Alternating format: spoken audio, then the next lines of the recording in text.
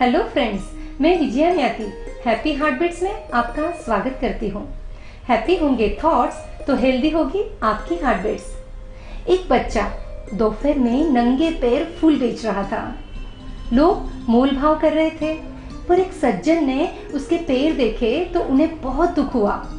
वह भागकर पास के एक दुकान पर गए और उस बच्चे के लिए बूट लेकर आए और कहा, बेटा बूट पहन ले। लड़के ने फटाफट बूट पहने और बड़ा खुश हो गया और आदमी का हाथ पकड़कर कहने लगा, आप तो भगवान हो। वह आदमी सकपकाया और बोला, नहीं बेटा, मैं भगवान नहीं हूँ। फिर लड़का बोला, अच्छा तो फिर आप जरूर भगवान जी के दोस्त होंगे, क्योंकि कल रात ही मैंने भगवान जी से कहा था कि मेरे पैर बहुत जलते हैं, मुझे बूट लेकर दे दो। आदमी की आंखों में पानी आ गया और मुस्कुराते हुए वहां से वो चले गए। पर वो ये जान गए थे कि भगवान का दोस्त बनना ज्यादा मुश्किल नहीं है, क्योंकि जब दुआएं ऊपर जाती है तो रब की रहमतें बरसती है।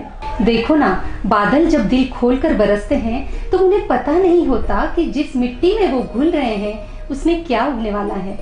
हम लोगों को भी ऐसे ही जीना है, बिना स्वार्थ के। किसी को अपना मदद का हाथ दिल खोल कर देना है और दूसरे के चेहरे पर मुस्कुराहट लाने की कोशिश करना है।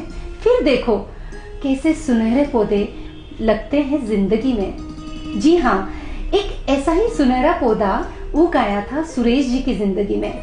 सुरेश जी एक अच्छे पद पर कार्यरत है, पर बेटी की शादी की तैयारियों के लिए उन्होंने छुट्टी ले रखी थी। व्यस्त थे, तभी अचानक से एक लिफाफा पत्नी ने पकड़ाया। तब उस पर नाम लिखा था।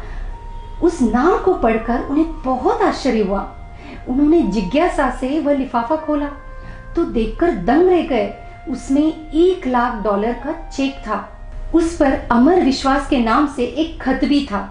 उन्होंने जल्दी से वह खत खोला तो उसने अमर विश्वास ने उनके हालचाल पूछे थे और बाद में लिखा था, आपके एहसानों का कर्ज मैं नहीं उतार पाऊंगा, पर छोटी सी भेंट मेरी छोटी बहन के लिए, आपका अमर विश्वास।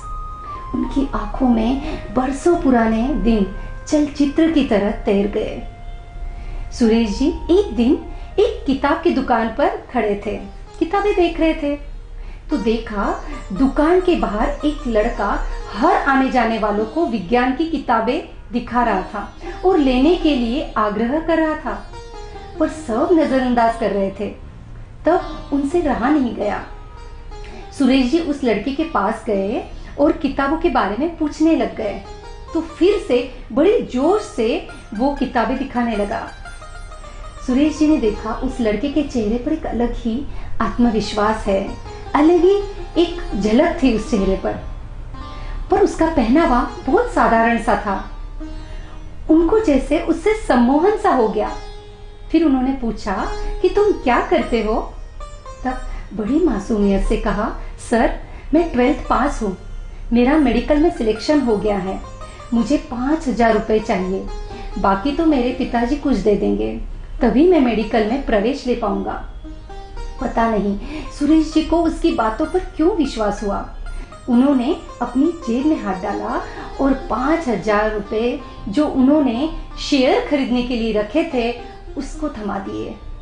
वह लड़का सकपकाया और मना भी किया। तब सुरेश जी ने अपना विश्वास जताया तो उसने कहा, सर मैं अमर हूँ, पर आपका विश्वास मैं कभी झूठा नहीं जाने दूंगा। सुरेश जी ने अपना कार्ड थमा दिया और कहा, कभी और कुछ काम हो तो जरूर बताना। सुरेश जी ने कहा, मुझे तुम्हारी बातों में जालसाजी नहीं लगती, अमर विश्वास। और ऐसे कहकर वो वहां से चले गए। उन्होंने यह बात किसी को नहीं बताने की सोची, क्योंकि सब उनकी बातों को सुनकर उन्हें मूर्ख बताते, इससे ज्यादा कुछ नहीं समझते। दिन और साल गुजरते गए। कभी कभी अमर का खत आता था और अपने बारे में बताता था। एक बार उसने बताया कि उच्च शिक्षा के लिए वह ऑस्ट्रेलिया जा रहा है, उसे स्कॉलरशिप भी मिली है। आज वहीं से उसने यह खत और चेक भेजा है।